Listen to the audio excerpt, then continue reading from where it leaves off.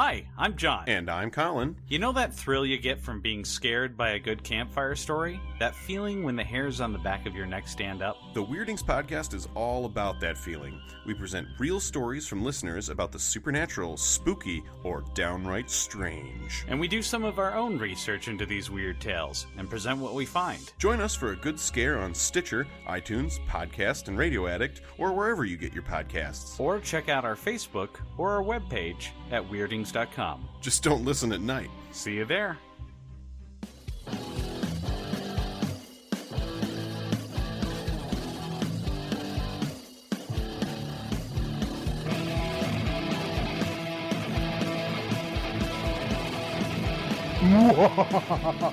Greetings, listeners, and thank you for joining us for another episode of this freaky show. The weekly podcast with a little bit of something and a whole lot of nothing. I am your host, Travesty, and with me around the cauldron this evening, Awkward Colin. And the Freak Joe. And this episode of this freaky show is brought to you by Firepit Bar and Grill, Peotone, Illinois. If you're looking for a down-home country restaurant that offers a burger and beer for just $7.99 every Monday and Wednesday, check out Firepit Bar and Grill. You can find them at Facebook at Firepit Bar or on their website, firepitbar.com. This episode is also brought to you by weareadvertise.com. If you want a high-quality tie for a low-quality price, check out weareadvertise.com. That's weareadvertise.com. And make sure you use the discount code Freakin, that's Freakin, to get free shipping on your order. We are 1 week away from our 100th episode. That's exciting. Nice. It's very exciting. I'm happy for this milestone. It felt like one of the things that seemed so far away, but when we started inching closer to it, it doesn't seem like that much time is flying by at all. No, It's it really weird. hasn't. No, it's weird to think that like 2 years have gone by since we started doing this. That's true. Yeah. Yeah, it's amazing. Which is also weird because it also means I've been in my house for 2 years and it doesn't feel like that long at all either. Dang, you're right. I know. I mean, Time flies by. Yeah, it does. I know. It's like crazy. But we are here. This is episode 3 of this freaky show, which means it's episode 99 of this freaking show. 3 of 5 for the celebration of Halloween throughout the month of October, which just means we are halfway through about halfway through. Let's say the 12th? 15th? 15th? Yeah, we are Literally like halfway through. literally halfway through to celebrate Halloween and also Colin's 29th birthday. Not 30th. Not 30th. The big 2-9. But yes, halfway through the month of October. Continue on with our celebration of Halloween, which I'm super excited, which that means this episode we're also going to have another story from the Freak Joe, Freaky Tales, which is super duper exciting. Also, something else was happening. What the fuck was it? I don't know. I don't know either. This is not good. Oh, nope, never mind. We are not doing Follow Your Star this week because we'll be Doing it announcing next week. Yeah, we're doing it next week. Yeah, super excited for that announcement. Also for next week, for the 100th episode, we are having a few guests on, previous guests who are coming on to celebrate with us. So I'm super excited about that. And they're going to play a game with us. So I'm super, super excited about that. That is going to be awesome. It's going to be very fun. I'm very much looking forward to it. Yeah, it's going to be a good time. Get a couple people back on here. Got people who I feel that really helped make this freaking show what it really is. And I'm not talking about just us and Derek, but I mean the amazing guests that we have on, as well as the 3 people that we're going to have on next week, because I feel like they really helped us become like our own in their own little ways. Maybe that's just me that feels that way. I'm not sure. Anyways, I definitely feel that way. There was just a really loud car driving by. So I put myself on mute. Fucking automobiles. But how are you guys? What's new with you? What is going on with you guys? Very little, Not much. to be Been honest an with you. Exciting weekend. It's been a very boring week. Yeah. And it's weird to think, like, like I remember like being younger, like October was probably like the one of the most active months of my life because of like the haunted houses and everything like that they have here. I just haven't. I don't think I can't remember the last time I went to like a haunted house. Like I honestly cannot remember for the life of me. I think it had to have been like 4 years ago. Yeah, it's been at least that long for me as well. I think I went with Maddie and her dad's family before we got married. Like a couple of years before we got married. Like we were still in Purdue. Oh, really? Yeah. All right. So we should Actually- rectify that. We should go to a haunted house. Yeah. Actually, I actually kind of stand corrected because I did go to a haunted house last year. Now that I remember. I think mine was when I was in high school still. Jeez. Was it Statesville? Or no, it was my dad took me and Audrey down to I want to say Lafayette. Indiana? Yeah, Lafayette, Indiana, to like an old hospital that they were doing a haunted house in, Interesting. and we there was a dog and suds or a Nice. pup and suds that we stopped at, and we also saw Cox Pub, which at the time we found was hilarious, but honestly, it's not that funny anymore. I still think it's funny. Dick jokes. Dick jokes. But no, I do stand corrected. I did go to a haunted house last year, Hell's Gate in Lockport. I do remember doing that because that was the first time I went to a haunted house. I think since I went to Reaper's Realm out. It was in Indiana. I can't remember the town in Indiana, but Hammond, I think it might have been. Sure. That was like 2012, I think. So there was like a good 5-year gap between haunted houses.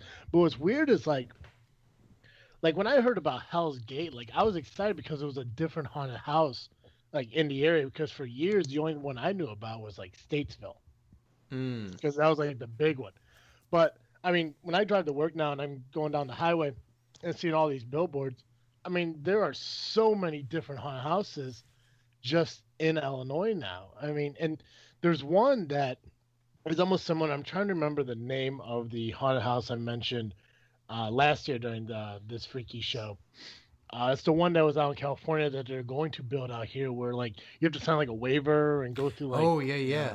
right, and like they could do like whatever they want to, like bind you up and like pour like actual like animal blood on you and shave your head and shit like that.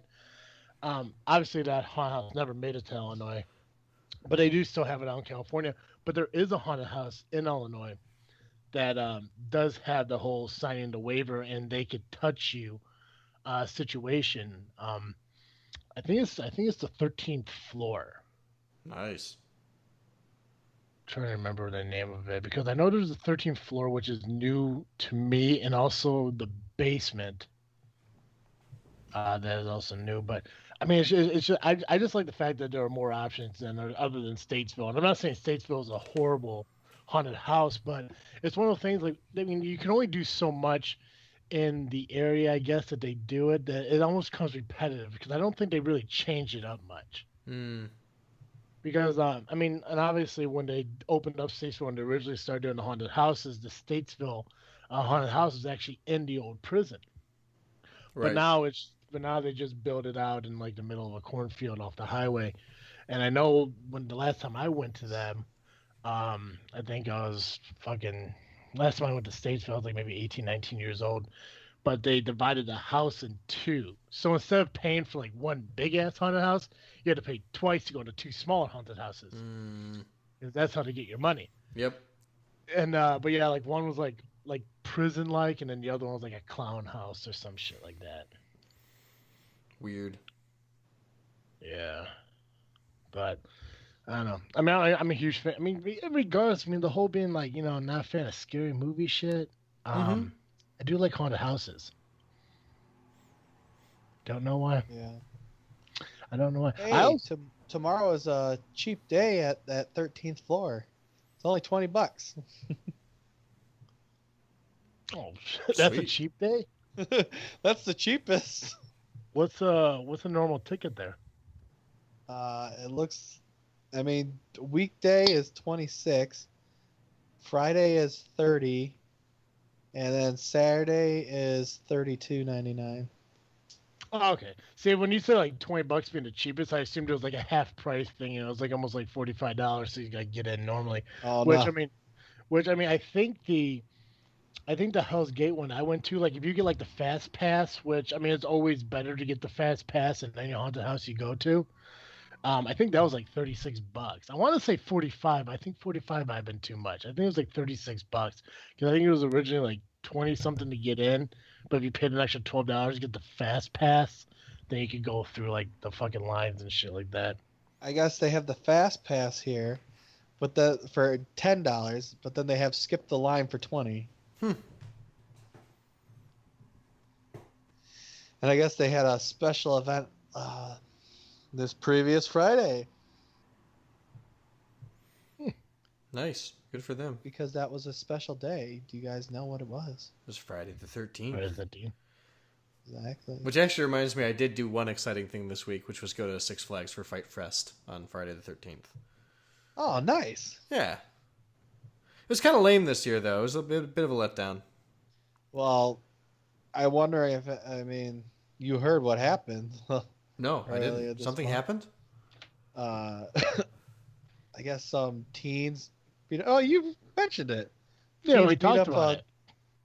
an old couple. What? I don't remember this at all. There was teenagers that beat up some people that were in line because the teens started skipping line. Oh, geez. No, I don't Yeah. remember this at all. Yeah. When did we talk about this? like 3 weeks ago. Seriously? hmm Oh, geez. Yeah, there was a couple in like their 50s, did a teenage son, and then this group of 8 kids were kind of lying. The dad said something, and then like the teenagers, which the oldest teenager I think was like 19, and the rest of them were underage, just started beating up I think they hit the kid. The dad stepped in. They started beating up the dad, and then they just started beating up the mom as well. Jeez. 9 teens arrested after family attacked at Great America. Yeah. Jeez. That's crazy. So, Well, still, I don't know what that would have to do with like the subdued nature of the performers there this year. oh well. Yeah, that was what sucked. It was just the performers were like they weren't scary at all. Like I don't usually find them frightening, but like they were literally like laughable this year. You know, to the point where like they'd walk up and try to scare you, and I actually like I scared one of them because he walked up and I was just like boo, and he was like ah and walked away from me. Like, I think I know I'm not supposed to do that, but I couldn't stop myself because we were walking through fog. Oh well. I think one of the biggest things, like when it comes to, I think like Six Flags Great America, and I think it's like a perfect reference to what to pro wrestling, because I'll do whatever I can to reference pro wrestling to life, anyways. So WWE became really PG because of the era they're growing up in, to make it like some things are too offensive and shit like that. I think Six Flags is kind of getting that way. Is they want to become more PG, more Disneyland like. That makes sense to me. Yeah. I mean, it's stupid, but I understand because they can make more money doing that because you get a bigger audience. Oh yeah, I mean, I think when it comes to Six Flags and Fright Fest and everything, like I think they want to draw in like the younger kids who want to see like that colorful spider or like that wicked witch who's not really wicked, like more like a Maleficent after she like kind of realized she was being a bitch. Mm-hmm. Yeah. Yeah. Well, I mean, there was literally like a zombie dance party or something at one point. As we were walking by, they were like singing the Time Warp from Rocky Horror Picture, and the like bunch of kids were like joining in with it, and it looked like a lot of fun if you're like a family with young kids, but I'm not. So I thought it was pretty lame. Yeah, I went 1 year when I was dating my my last girlfriend, and I mean it was all right. It wasn't horrifying, Mm-hmm. But I mean, like, I guess the creepiest part of it was the Saw haunted house. That probably like kind of freaked me out a little bit. Mm-hmm. But I mean, yeah, other than that, I mean, like, it's really like children based, I think, more than anything. Mm-hmm. I mean, family wise, I think that'd be great. Like, if there's a family, if you have a group of kids, like, I think more like high school age, if like a group of friends went. But I think when you get to like our age and shit like that, and you're walking around and like, like you don't have kids and shit like that, or you're almost 30 and shit, it's kind Right. of like, it's like I should be at home watching the fucking news right now because, Yeah. yeah. I mean, the rides were great. I really had a good time riding the rides, and it was because it was a Friday night. Like no one was there, so that was cool too. So the lines were pretty short, and it was a rainy Friday night, so double bonus points there. But I don't know. It was just a couple of years ago we went, and it was a really good time, and like the performers were good. And the so every year they have like a storyline that's happening around the Fright Fest, and it starts like from like as soon as the sun sets or whatever. It starts at like 6:00. Maybe it's not the sunset, but at 6:00 it switches over from the regular Six Flags Day to the Fright Fest Day, and they have like a performance that happens where it's like the demons are being unleashed from hell or whatever. And we missed that this year, so that might be part of it too. Mm-hmm. So like I don't know what the storyline was supposed to be, and then on top of that, it was just like nobody's scary. I don't know. The scariest thing is supposed to be like the chainsaw guys who chase you around, but like they don't have chains on those chainsaws. They can't hurt you. I just don't get it. Yeah. It just doesn't freak me out. And it bums me out, right? Because it makes me feel like some kind of Halloween Scrooge. There was one haunted house I went to, and Colin, I want to say you might have been there, but I could be wrong. Oh, actually, no. If you haven't been to a house, then you might not have been there. I remember Kate Simpson was there, Sherry was there, and I can't remember who else was there. But anyways, it was weird because there was this one guy like in like him, it was like basically Leatherface, but not so much Leatherface. But he had a chainsaw, and he was chasing us like out of like the graveyard thing, and like Sherry was fucking losing her mind to it. But when you sit there and look at the chainsaw, it doesn't have a blade on it. Right. So it's like he's just running at us with noise. Yep. Yeah, with a motor and the smell of gas. Yeah, like I get safety, but I'd be like, come on, dude, but like realize you can't have a. I mean, I know you're not gonna really kill me with the fucking chainsaw. If a guy ran at me with a chainsaw blade on, I'm going to assume it's real life, and I would have to defend myself. But if you're coming at me with a fake fucking toy, it's like, God, come on. Totally with you. Even you know what though, honestly, even if it were like literally just a fake plastic chain that couldn't cut you, but it was there. Mm-hmm. Like that would be better. I would be into that, but Yeah, but I also gotta think. I know you will, but some people don't pay that much detail to that. Right, that's true. They're just going off the noise. I mean, they know the sound of chainsaw, so they're gonna fears based on that. It's also like the noise plus the liability. I'm just like I know too much about liability on companies now, and so it's just like you can't cut me with a chainsaw. So why am I afraid of you? Yeah. Well, and that's a weird thing. And I've noticed that between going to Hell's Gate, I saw one thing different than compared to like Statesville and all the other ones.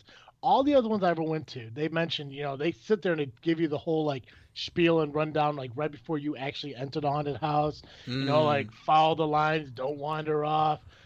Don't touch the actors, and the actors won't touch you, or don't touch the characters. The characters like when you use those phrases, you kind of take away from Right. the whole thought of it, because now they're actors or now they're characters. Mm-hmm. You go to Hell's Gate, they tell you it's like keep your damn hands to yourself. They don't tell you like not to touch people. They're saying they're like for your own safety, keep your hands to yourself. Do not attack anybody because you may be attacked yourself. Which obviously, if you attack someone, then they're just going to drag you out. They're not going to fucking kill you.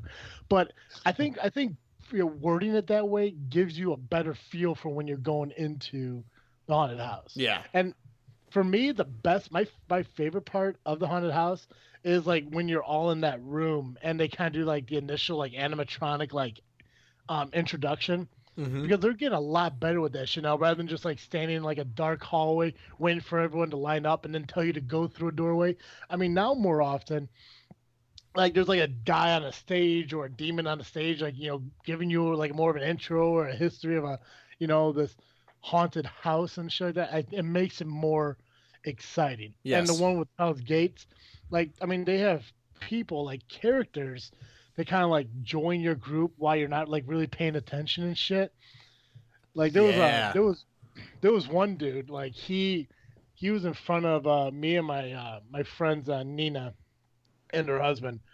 They were going ahead of us. And so while we are walking and everything, this girl kind of like creeps out of like this walkway, startles the girlfriend a little, and the boyfriend kind of like reaches back to grab her hand, and she ends up grabbing the character's hand and doesn't realize it for like probably a good like 50 to 75 feet Oh, that's so Yeah. awesome. until he turns around, realizes it's not his girlfriend. And his girlfriend didn't say shit either, which is absolutely amazing. Yeah, good on her. Wife that girl. But I mean, it's shit like that makes it more entertaining. And I think out of all of them between Hell's Gate and Reaper's Realm and Statesville, I love Hell's Gates more because it's newer, first of all, which is always better. Like different, so a little bit better. But also, I mean, they get more involved, and it's something that you don't have to have repetitive. Right. Yeah. Yeah. Oh well, But- we should go to a haunted house this year. We still it's need too to we still need a tour through that cemetery in Morris. Yeah. What are you doing this week? Working. Working? Yeah. Who, me? Yeah. Well, yeah, I got work all week. Yeah, but Yeah. I see. I mean, I'm free on the weekends. Well, you'd want to go at night anyway, right? I want to go when we can legally go. Oh. I don't. We'll have to figure out the answer to that question later on. Yeah, because I mean, the last time I want to do is creep through not haunted, but creep through, a cemetery at night when you're not supposed to be there, because that's when shit goes wrong. It only goes wrong if you're dumb about it. Word. Yeah, exactly. I mean, yeah, and I do agree with you there. If you are dumb about it, bad things happen. But also, when you're breaking the law, things happen too. Because I think there's a law that you're not supposed to be in a cemetery. No. I Sunset. understand that. Oh, there is. I didn't know that. Yeah, there. Yeah, I mean, I don't know if it's a state law, but a lot of the cemeteries I've been to, like, you can't be there before the sun goes up, and you can't be in there after the sun goes down. Huh. Yeah, I think that's actual law, or it's a rule, maybe. I don't know. I don't think I've ever had a cemetery that says 24 hours sign on the gate out front. Yeah. But That's if fair. there did, I want to see it. But no, we definitely got to do that. And I would love to go to a haunted house and shit like that. Like, I mean, and there's so many different haunted houses now. Like, I was trying to pull up a list of the top haunted houses in Illinois, and obviously Statesville on here, but there's also Fear City in Chicago, which is kind of weird because it's a 40,000 square foot interactive Fear City. That sounds amazing. Yeah, using motion picture special effects, reclaimed sets, and sound stages, and more than 50 actors. Fear City takes willing participants on a FAUX's right? Faux, yeah, yep. Full L train ride through graffitied alleys, a junkyard, slaughterhouse, Chicago Airport, and Wrigley Field. The undead even entertain those waiting in line during the haunting season in October. That sounds awesome. See, no one. I want to click on the website to look at these, but I don't want the noise to come through and ruin the recording. But I mean, that probably sounds like one of the more fun ones because it's like it's not just a haunted house, but I mean you're on a fake L train touring like the parts of Chicago. Basement of the Dead is one I heard a lot about. The picture on this is fucking creepy as hell. In the early 1960s, the largest laundry company in Aurora, Illinois, suffered a boiler explosion that maimed employees. It's said that some of them vowed revenge and returned every year to the basement of the dead haunted house located on the very site of the 42nd West New York Street. Spinning rooms, wafting fog, deafening music, and convincing actors add up to a distressingly good haunt. Fridays through Sunday in October include Fantastic. Halloween night. God, but yeah, there's so many of them. There's Statesville, Torment at 1200, Ravens Grin Inn. Huh, that sounds good. McPike Mansion. There's so many haunted houses. I mean, like, I think we should try to like make a goal and visit a new haunted house every year. I'm into that. We should try. We should try to do that. That sounds We awesome. should get Colin to go through that one in California. Yes. Yeah, I wouldn't do that. I would pay. I'll pay for you to do it. Colin, you have no fear, man. I wouldn't do it out of fear. I'd do it out of just choose not to do that Yeah. because I don't want people shaving my head and pouring blood on me. Yeah. You probably put things in your butt. Yeah. Oh shit! But yeah, no. I mean, we definitely got to check out haunted house. We definitely got to check out that cemetery, because I don't know, the stories about it just creeps me out. But it's one of those stories that like you don't hear much about that cemetery. You know, like you hear about Bachelor's Grove and Resurrection Cemetery and all that shit, but I never heard about this haunted cemetery in Morris until I read this article. And I don't know how I forgot about it last year, and I'm so glad for Facebook having the on this day shit that kind of brought back that to my attention. Mm-hmm. So we definitely need to plan for that. That sounds awesome. I'm into it. Yeah. It seems a little cheaper here at the Basement of the Dead. I mean, in a way. General admission's $25, but they have the VIP for $45. Oh, well. Sign me up. We're gonna have to well, it'll be a process. We'll get that together. Yeah, that sounds good. That'll be fun. Yeah. One other thing I want to do, which isn't like Halloween season, but it's year round, is the haunted tour of Chicago. My sister went on it for school and everything. And actually, a teacher that me and Con had in high school used to be the tour guide. I'm not so sure if she is anymore, but then she was. And it's amazing. Like, you go on a bus and you could drink, and they drive you around fucking Chicago. Who That was sounds that? awesome. Rintoul. Rentoul. Yeah. She was. She did ghost stories. I mean, actually, Mead, the other English teacher, was actually a ghost hunter. Yeah, fuck that bitch. But Rintoul, yeah, she's talking. I mean, and one of the things, like in our class, a lot, when we kind of got done with everything, she would read like ghost stories. She would have her own freaky tales. So I mean, that Nice. was pretty cool too. But yeah, I mean, she was big into ghosts and everything, and a lot of people gave her shit about it, but she definitely had a belief in it, which is, I mean, it's awesome. It's I definitely want to do that Chicago tour. I was supposed to do it like years ago. I actually got the Groupon for it and completely forgot all about it. But that's something we could do and not even have to worry about, a deadline for it to be in October. That's true. So, but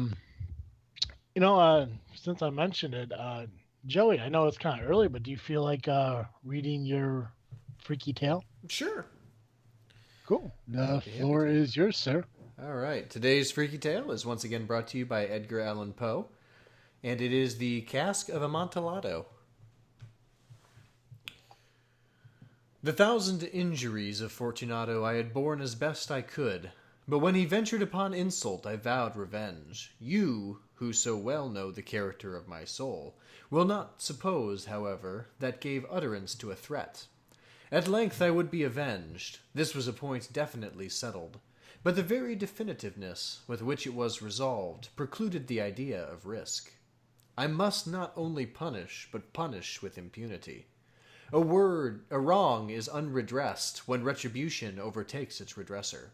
It is equally unredressed when the avenger fails to make himself felt as such to him who has done the wrong. It must be understood that neither by word nor deed had I given Fortunato cause to doubt my goodwill. I continued, as was in my way, to smile in his face, and he did not perceive that my smile now was at the thought of his immolation. He had a weak point, this Fortunato, although in other regards he was a man to be respected and even feared. He prided himself on his connoisseurship in wine. Few Italians have the true virtuoso spirit. For the most part, their enthusiasm is adopted to suit the time and opportunity, to practice imposture upon the British and Austrian millionaires. In painting and gemmery, Fortunato, like his countrymen, was a quack. But in the matter of old wines, he was sincere. In this respect, I did not differ from him materially. I was skillful in the Italian vintages myself, and bought largely whenever I could. It was about dusk, one evening during the supreme madness of the carnival season, that I encountered my friend. He accosted me with excessive warmth, for he had been drinking much. The man wore motley. He had on a tight-fitting, party-striped dress, and his head was surmounted by the conical cap and bells. I was so pleased to see him that I thought I should never have done wringing his hand. I said to him, "My dear Fortunato, you are luckily met. How remarkably well you are looking today. But I have received a pipe of what passes for Amontillado, and I have my doubts." "How?" said he. "Amontillado? A pipe? Impossible, and in the middle of carnival." "I have my doubts," I replied, "and I was silly enough to pay the full Amontillado price without consulting you in the matter. You were not to be found, and I was fearful of losing a bargain." "Amontillado?" "I have my doubts." "Amontillado?" "And I must satisfy them." "Amontillado!" "As you are engaged, I am on my way to Lucrezi. If anyone has a critical turn, it is he. He will tell me, 'Lucrezi cannot tell Amontillado from sherry.' And yet, some fools will have it that his taste is a match for your own. Come, let us go." "Whither?" "To your vaults." "My friend, no, I will not impose upon your good nature. I perceive you have an engagement. Lucrezi, I have no engagement. Come." "My friend, no, it is not the engagement, but the severe cold with which I perceive you are afflicted. The vaults are insufferably damp. They are encrusted with nitre." "Let us go, nevertheless. That cold is merely nothing. Amontillado, you have been imposed upon. And as for Lucrezi, he cannot distinguish sherry from Amontillado." Thus speaking, Fortunato possessed himself of my arm, and putting on a mask of black silk and drawing a roquelaire closely about my person, I suffered him to hurry me to my palazzo. There were no attendants at home. They had absconded to make merry in honor of the time. I had told them that I should not return until the morning, and had given them explicit orders not to stir from the house. These orders were sufficient, I well knew, to ensure their immediate disappearance as soon as my back was turned. I took from their sconces 2 flambeaux, and giving one to Fortunato, bowed him through several suites of rooms to the archway that led to the vaults. I passed down a long and winding staircase, requesting him to be cautious as he followed. We came at length to the foot of the descent, and together stood upon the damp ground of the catacombs of the Montresors. The gait of my friend was unsteady, and the bells upon his cap jingled as he strode. "The pipe," he said. "It is farther on," said I, "but observe the white webwork which gleams from these cavern walls." He turned towards me, and looking into my eyes with 2 filmy orbs that distilled the rheum of intoxication. "Nitre?" he asked at length. "Nitre," I replied. "How long have you had that cough?"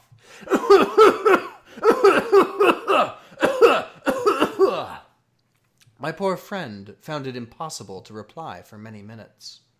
"It is nothing," he said at last. "Come," I said with decision.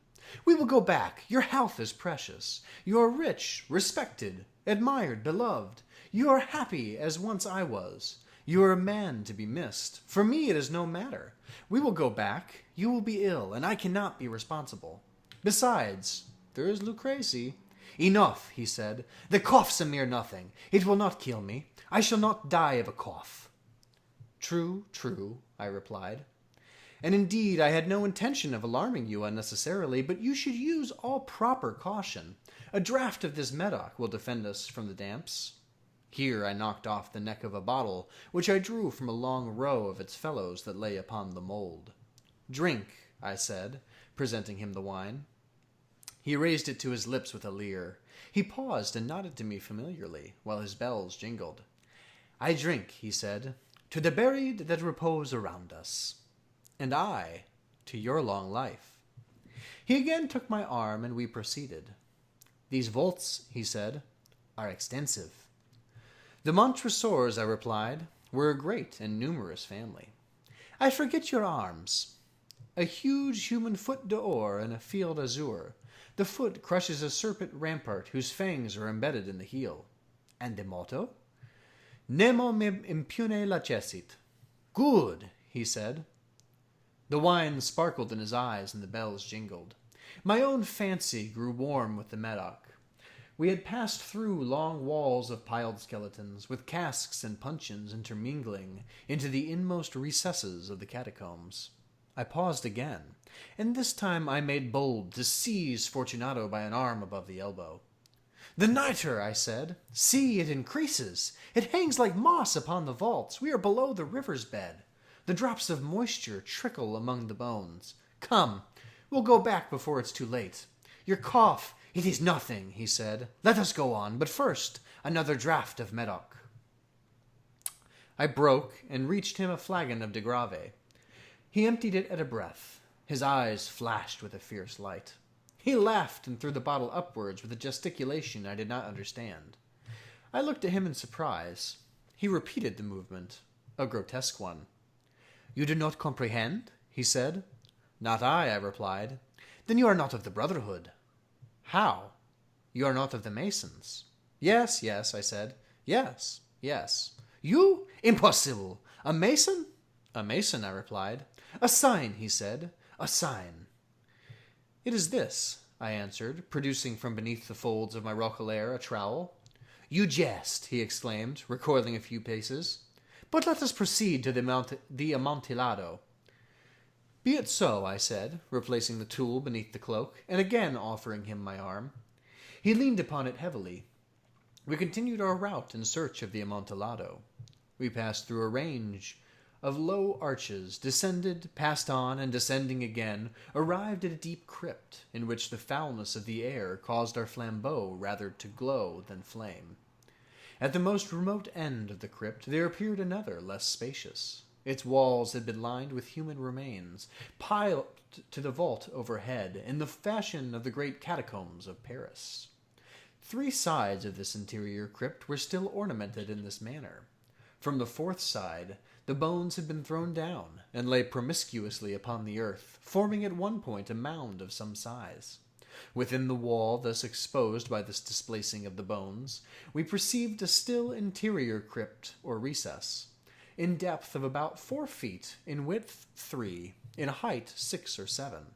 It seemed to have been constructed for no especial use within itself, but formed merely the interval between 2 of the colossal supports of the roof of the catacombs, and was backed by one of their circumscribing walls of solid granite. It was in vain that Fortunato, uplifting his dull torch, endeavored to pry into the depths of the recess. Its termination the feeble light did not enable us to see. "Proceed," I said. "Herein is the Amontillado. As for Lucrezi—" "He is an ignoramus," interrupted my friend, as he stepped unsteadily forward, while I followed immediately at his heels. In niche, and finding an instant he had reached the extremity of the niche, and finding his progress arrested by the rock, stood stupidly bewildered. A moment more, and I had fettered him to the granite. In its surface were 2 iron staples, distanced from each other about 2 feet horizontally. From one of these depended a short chain, and from the other a padlock. Throwing the links about his waist, it was but the work of a few seconds to secure it. He was too much astounded to resist. Withdrawing the key, I stepped back from the recess. "Pass your hand," I said, "over the wall. You cannot help feeling the nitre. Indeed, it is very damp. Once more let me implore you to return. No? Then I must positively leave you. but I must first render you all the attentions in my power. The Amontillado! Ejected my friend, not yet recovered from his astonishment. True, I replied, the Amontillado. As I said these words, I busied myself among the pile of bones of which I have before spoken. Throwing them aside, I soon uncovered a quantity of building stone and mortar. With these materials, and with the aid of my trowel, I began vigorously to wall up the entrance of the niche. I had scarcely laid the first tier of the masonry when I discovered that the intoxication of Fortunato had in a great measure worn off. The earliest indication I had of this was a low, moaning cry from the depth of the recess. It was not the cry of a drunken man. There was then a long and obstinate silence. I laid the second tier, and the third and the fourth, and then I heard the furious vibrations of the chain. The noise lasted for several minutes, during which, that I might hearken to it with the more satisfaction, I ceased my labors and sat down upon the bones. When at last the clinking subsided, I resumed the trowel and finished without interruption the fifth, the sixth, and the seventh tier. The wall was now nearly upon a level with my breast. I again paused, and holding the flambeau over the masonwork, threw a few feeble rays upon the figure within. A succession of loud and shrill screams, bursting suddenly from the throat of the chained form, seemed to thrust me violently back. For a brief moment I hesitated. I trembled. Unsheathing my rapier, I began to grope with it about the recess, but the thought of an instant reassured me. I placed my hand upon the solid fabric of the catacombs and felt satisfied. I re-approached the wall. I replied to the yells of him who clamored. I re-echoed, I aided, I surpassed them in volume and in strength. I did this, and the clamorer grew still. It was now midnight, and my task was drawing to a close. I had completed the 8th, the 9th, and the 10th tier. I had finished a portion of the last and the 11th. There remained but a single stone to be fitted and plastered in. I struggled with its weight.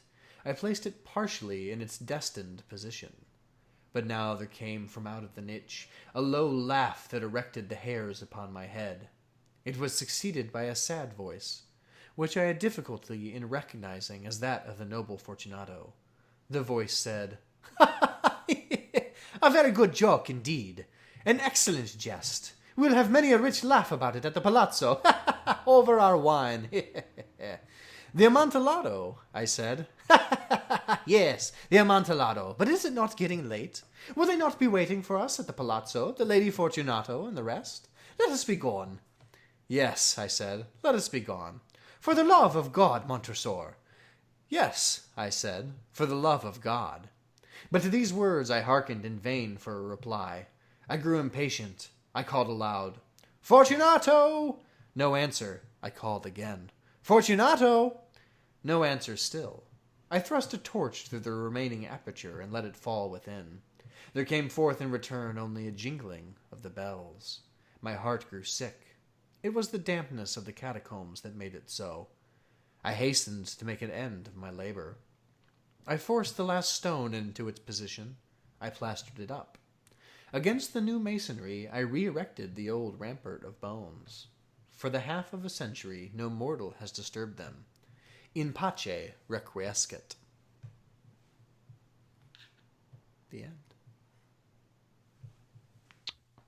Good job, Joe. Yeah, very nice. Thank you. Nice short one. Yeah, I like the cough you had there. Oh, thank you. I've been Yeah. working on it. I've been practicing hours on it. Colin, you're up with the Freaky State of Mind. Okay.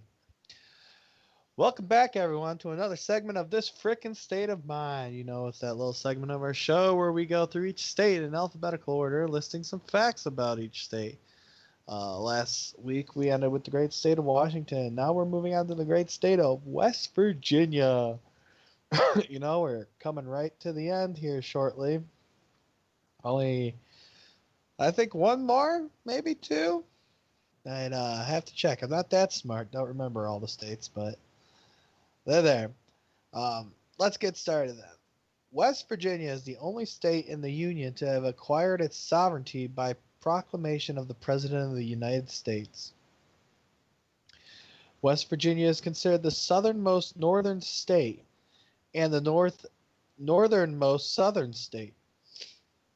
The first state sales tax in the U.S. went into effect in West Virginia on July 1st of 1921.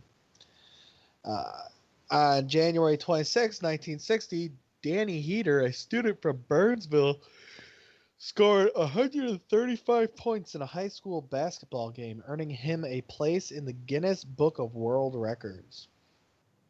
The first federal prison exclusively for women in the U.S. was opened in 1926 in West Virginia. The New River Gorge Bridge near Fayetteville is the second highest steel arch bridge in the United States. The bridge is also the longest steel arch bridge, 1,700 feet in the air. Every October on Bridge Day, the road is closed and individuals parachute and bungee cord jump from 867 feet off the bridge. It's West Virginia's largest single-day event and attracts about 100,000 people each year. One of the nation's oldest and largest Indian burial grounds is located in Moundsville. It's 69 feet high, 900 feet in circumference, and 50. That makes no sense. It's 69 feet high, 900 feet in circumference, and 50 feet high. Weird. So you tell me how that makes sense and let me know. An inscribed stone was removed from the vault and is on display in the Smithsonian Institution in Washington, D.C. Nearly 75% of West Virginia is covered by forest. West Virginia covers about 24,000 square miles and has a population of about 1.8 million. According to the Crime Index in 1997, West Virginia had the lowest crime rate in the country. West Virginia's Memorial Tunnel was the first in the nation to be monitored by television. It opened in November 8th, 1954. The first rural free mail delivery was started in Charlestown on October 6, 1896, and then spread throughout the United States. On February 14th, 1824, at Harper's Ferry, John S. Gallagher. Yeah, I think Gallagher's right. well, there's not a second G. Oh, really? That's weird. Yeah. It's Gallaher. Weird. Published The Ladies' Garland, one of the first papers in the nation devoted mainly to the interest of women. Outdoor advertising had its origin in Wheeling about 1908 when the Block Brothers Tobacco Company painted bridges and barns with the wording, "Treat yourself to the best, chew male pouch." The first electric railroad in the world, built as a commercial enterprise, was constructed between Huntington and Guanadote. Guyanadoti, or whatever. On September 10th, 1938, the Mingo oak, the largest and oldest white oak tree in the United States, was declared dead and felled with ceremony. Coal House, the only residence in the world built entirely of coal, is located in White Sulphur Springs. The house was occupied on June 1st, 1961. That can't be healthy. No? I mean, an entire house built of coal? Yeah, that sounds bad. The world's largest shipment of matches, 20 carloads, about 210 million matches, was shipped from Wheeling to Memphis, Tennessee on August 26, 1933. Daniel Boone made his last survey of Charleston on September 8th, 1798. He left the state in 1799. William Tompkins used natural gas to evaporate salt brine in 1841, thus becoming the first person in the United States to use natural gas for industrial purposes. The last public hanging in West Virginia was held in Jackson County in December of 1897. The first glass plant in West Virginia was at Wellsburg in 1815. The first pottery plant was in Morgantown in 1785. Miss Minnie Buckingham Harper, a member of the House of Delegates, was House of Delegates by appointment in 1928, was the first African American woman to become a member of a legislative body in the United States. And for our last fact for this evening, the first brick street in the world was laid in Charleston, West Virginia, on October 23rd, 1870, on Summer Street between Kanawha and Virginia Streets. So thank you all for joining me this week in another segment of This Freakin' State of Mind. Join us next week for our next state. Back to you, Travis. Thank you, Cal. Freak Joe, Yes. what you freaking on this week? I am freaking on Lore, which is it's a fantastic, creepy podcast if you like just scary stories that are true. But also, they because it was such a successful podcast, Amazon picked it up as a show, which premiered on Friday the 13th, oddly enough. And you can check it out. It's pretty fantastic. I actually haven't started to watch it yet, but the trailers looked really good, and I really love the podcast. So I'm very excited to be getting into that soon. Cool. Yeah, I've been seeing that. I want to check that out as well. Yeah, let me know what you think. I'm excited to find people to talk about it with if it's good. Oh, yeah, If it sucks, then we can just not talk about it. But how about you, Travis? What are you freaking on this week? Well, let's see here. I am freaking on this weekend, Saturday. I will be down in Pontiac, Illinois again to commentate another wrestling show for the JFW podcast. I'm super excited to be doing that again. And I am also excited that Weirdings is releasing their second episode this week. Nice. Yeah, so I'm super excited to hear them again. Huge fan of their podcast. I'm also really excited to get back down to Pontiac and talk about some wrestling. So definitely got a good week ahead. What about you, Colin? What are you freaking on?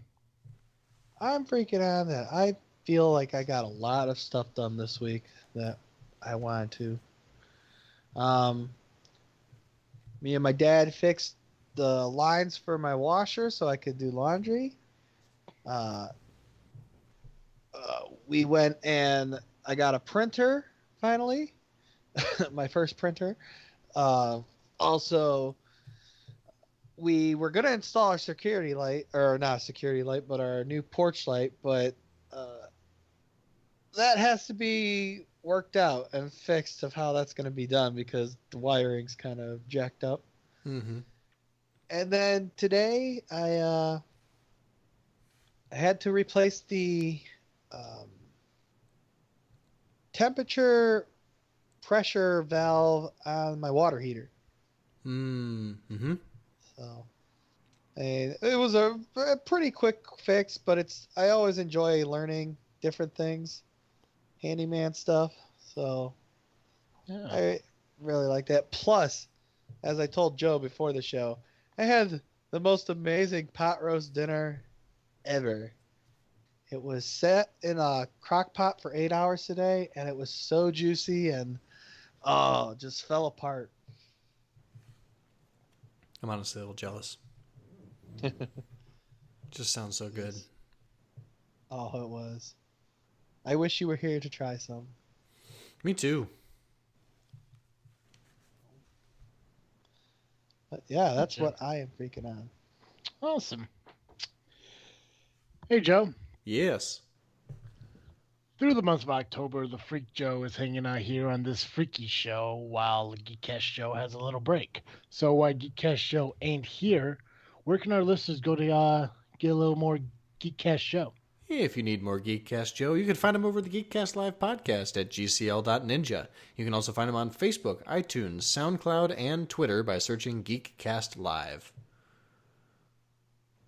Nice. Ladies and gentlemen, make sure you follow us on social media at Facebook, Instagram, and Twitter just by searching This Freakin' Show. Make sure you check out our website, thisfreakinshow.com, where you'll see a list of all the amazing guests that we have had over the last 99 episodes. Keep in mind, next week is our 100th episode, so make sure you check that out along with the few guests that we have coming on to celebrate with us. Make sure you catch Geekcast Show on Geekcast Live. Make sure you check me out on GFW Podcast, Just Freaking Wrestling, for all your wrestling needs. As always, I am Travesty. I'm Awkward Colin. And I'm the Freak Joe. Thank you for listening to another episode of This Freaky Show. I'm out.